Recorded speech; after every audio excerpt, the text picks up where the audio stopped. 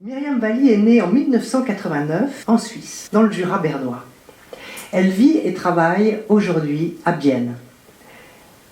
Myriam Wally est romancière. Et pourtant, son style littéraire si particulier, si unique, pourrait aisément la faire passer du côté des poètes ou des poétesses. Elle est l'auteure d'un recueil de nouvelles intitulé « Le poids des poissons perdus », publié aux éditions Le Noyau en 2013, et de 2 romans. Le premier, Venir grand sans virgule, est publié aux éditions de l'Air en 2018. Il a été traduit et publié en allemand par la très bonne maison d'édition suisse-allemande Die Brotsuppe en 2023, sous le titre Ohne Komma. Et cette année, elle publie son 2e roman, Comme de l'eau dans l'eau, qui vient tout juste de paraître aux éditions La Veilleuse. Myriam revient d'ailleurs de Bienne, où elle a fait un aller-retour ce week-end pour être présente hier soir à la soirée de vernissage organisée pour la sortie de son livre. Myriam a par ailleurs reçu de nombreuses bourses et reconnaissances. En 2018, elle est désignée lauréate de la bourse Feldrio, puis elle reçoit plusieurs bourses de la ville de Bienne, du canton de Berne, la bourse Ici et ailleurs, et la bourse d'encouragement à l'écriture de Pro Helvetia. J'ajouterai que la nature tient une place prépondérante dans sa littérature, dans tout ce qu'elle écrit, comment elle écrit, d'où elle écrit, au point que la nature remplace parfois des personnages, ou devient elle-même un personnage central dans son œuvre. Alors, je vais vous lire 2 extraits de Comme de l'eau dans l'eau. Le personnage principal s'appelle Marcel et c'est une adolescente qui vit dans un futur proche, pas tout à fait défini, un futur dans lequel le réchauffement climatique s'est aggravé et son environnement humain proche, c'est un père qui est malade et qui est profondément inadéquat et un frère neuroatypique dont elle doit s'occuper à côté de son travail dans une usine de parfums et qui a la particularité, son frère, donc, de fuguer de manière systématique. Je crois que c'est assez d'éléments pour comprendre ce que je vais dire. Ah, et le chapitre avec lequel je vais commencer, elle se trouve avec son meilleur ami Nick, et ils sont en train... enfin, vous découvrirez ce qu'ils sont en train de faire.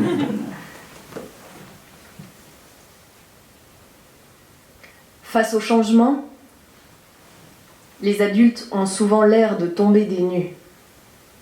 Avec l'âge, on dirait que l'humain fait tout pour oublier qu'il a passé les 15 premières années de sa vie à subir une putain de mue. Pilosité, dépucelage, salaire, situation, histoire, engagement, procréation, et l'adulte s'écrie en mode « Jésus a Dieu le Père, tout est accompli ». Tu n'es pas épargné. Toi aussi, il t'arrive de vouloir l'installer dans un canapé, le changement. T'asseoir sur ses genoux pour qu'il reste sans bouger. Dans l'eau, toutes les particules auraient alors bien le temps de sédimenter, couvrant le lit des rivières et le plancher océanique d'un tapis tranquille. Mais toujours, le changement se lève et te propulse vers l'avant. Il laisse le canapé inoccupé et fait rouler une vague qui vient, une fois encore, tout mélanger. C'est la mi-août. Le ciel est zigzagué de martinets qui balancent leurs tirades stridentes à tout va, sans se préoccuper des thermomètres qui concourent, eux aussi, dans la catégorie aiguë. Devant vous, le mur en pierre sèche qui entoure la chapelle et le cimetière de Malval vous recrache maintenant la chaleur emmagasinée. Accoudés sur le rebord, vos têtes dépassent tout juste. Se taire et attendre, c'est ça le plan. Dans le top 5 des activités de loisirs praticables à La Plaine, après compter les voitures, il y a espionner les potentiels nouveaux occupants de la caravane. Le premier à être venu squatter ici, c'est un type dont le prénom et le nom étaient des prénoms, donc on n'a jamais vraiment su si c'était Gérard Louis ou Louis Gérard. Il s'est installé dans l'enceinte du cimetière avec sa caravane et personne n'est venu essayer de l'en déloger. Bien sûr, tout le village avait un avis là-dessus. Et tous les avis se rencontraient au kiosque en se piétinant dans l'espoir qu'il n'en reste plus qu'un qui triomphe tout en haut de la pile. En vrai, Louis Lalu, comme tous l'appellent ici, ne mangeait pas de pain et ce qu'on en retient, c'est surtout qu'il se baladait la tête recouverte d'une feuille d'aluminium. Il a atterri ici parce qu'à l'époque, il n'y avait pas d'antenne dans un périmètre assez grand pour être à l'abri des ondes, si on avait besoin de l'être. Ça a duré jusqu'à ce qu'un opérateur gagne le bras de fer et vienne en planter une juste au-dessus de Malval, au bout du vallon. Quand l'antenne a tenu debout, on n'a plus vu ni Gérard ni Louis et la caravane est restée.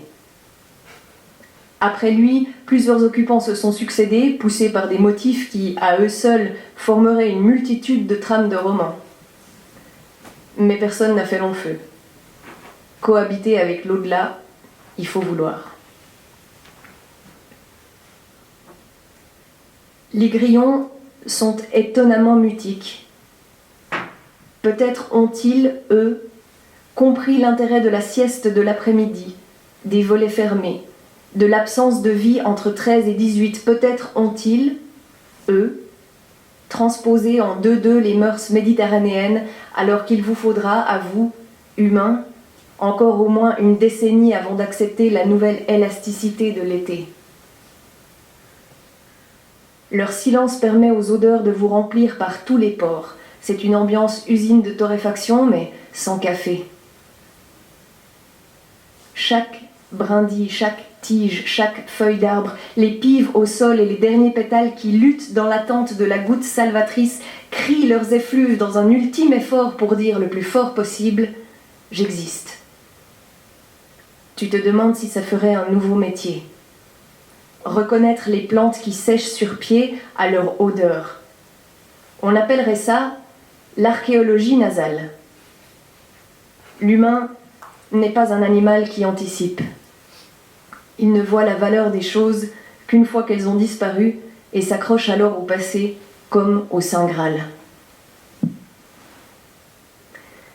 Nick et toi, vous êtes à ça de sombrer quand la porte de la caravane grince et laisse sortir une silhouette, nue. La silhouette enjambe la bassine, se verse d'abord un peu d'eau dessus à l'aide de l'arrosoir avant de se savonner. De tous les occupants qui sont passés par ici, elle l'emporte haut la main. Faut dire qu'ils ne vous ont pas tous offert tant de peaux à arpenter.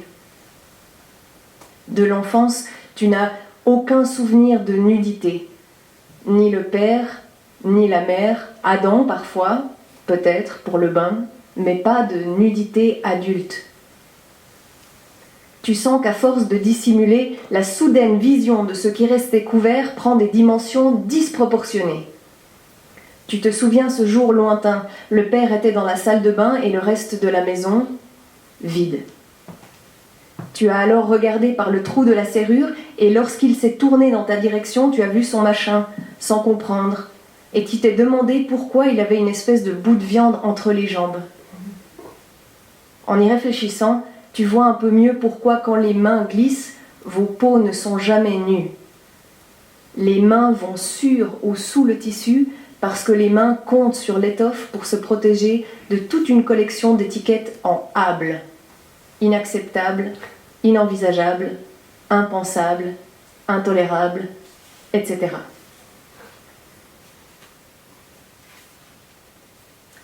Dans le second extrait, Adam, le frère de Marcel, a donc fait une de ses traditionnelles fugues et Marcel rentre dans la maison familiale cote, c'est-à-dire qu'elle n'a pas trouvé son frère et donc on la suit dans cette rentrée sans succès. Dans la cage d'escalier de la gendarmerie qui mène à l'appartement, tu remplaces, en prolongeant exagérément la montée des marches par un pas de limace, la boule dans ta gorge par une liste des causes les plus probables d'une prochaine fin du monde. C'est une stratégie questionnable, mais très répandue, qui consiste à générer une nouvelle douleur qui fasse de l'ombre à la première. On n'observe pas assez les avant-bras et les mains couvertes de petites marques d'ongles enfoncées des gens qui sortent de chez le dentiste. 1. Retour de Jésus. Probabilité à ranger au musée, mais tu le cites par respect pour tes ancêtres qui ont sûrement basé toute leur vie sur cette éventualité. 2. Guerre nucléaire. Tu es un peu blasé parce que depuis Hiroshima, il ne s'est pas passé grand-chose, mais bon, tu ne peux pas te permettre de négliger cette option pour autant. 3. Fonte du permafrost libérant des maladies qui étaient censées avoir disparu en même temps que les mammouths. Version assez plausible, peut-être même souhaitable, potentiellement dotée du pouvoir de sauver la planète de la connerie humaine. 4.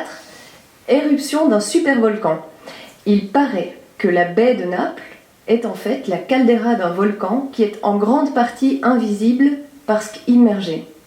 S'il entrait en éruption, il couvrirait de cendres une surface allant jusqu'à 2000 km de circonférence, engendrant ainsi un hiver volcanique qui durerait sûrement plusieurs années. L'Européen moyen aurait de grandes chances de crever de faim ou de mourir d'épidémie, mais les stations de ski pourraient peut-être ouvrir toute l'année. Tu as checké sur Google Maps, la plaine Naples, c'est 1107 km, à bon entendeur, salut. 5. Les mains du Père. Non, elles ne provoqueront pas la fin du monde avec un grand M, pas directement en tout cas. Mais tu décrètes qu'elles ont bien le droit de concourir puisqu'elles aussi, à force de s'approprier leur environnement, finiront peut-être par en épuiser les ressources.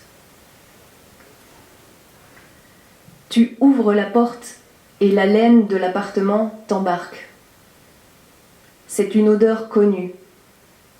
C'est l'odeur des gestes qui se refont et qui imprègnent, à force de se répéter, d'abord l'air d'une pièce. À ce stade, il est encore possible d'ouvrir la fenêtre pour masquer, puis, pour que les rouages ne manquent jamais d'huile et que l'impensable puisse devenir routine, quand l'air est saturé, l'odeur se dépose sur les pores et finit par dégueuler sur les textiles, s'incruste dans les tissus et vous couvre un revêtement de canapé d'une emprise qui semble le soumettre pour toujours à cette seule fonction, témoin silencieux. Affalé sur ce silence, le père, devant les images qui bougent, est neutralisé, mâchoire détendue, bouche ouverte. Assis sur le tapis entre le canapé et l'écran, Adam arrache, à défaut de gazon, de petites touffes de laine rouge, de laine noire. Viens, Adam, c'est l'heure de dormir maintenant. Alors que tu t'apprêtes à refermer la porte de sa chambre, tu lui demandes par principe « Alors, qu'est-ce que t'as foutu cette fois ?» Et pour toute réponse, Adam, éclairé par une lune qui fait lampadaire pâle, dégaine un sourire, lèvres pincées, rictus dans les extrémités, effet astringent autour des yeux, une mimique qui resserre les plis du visage pour y camoufler un aveu.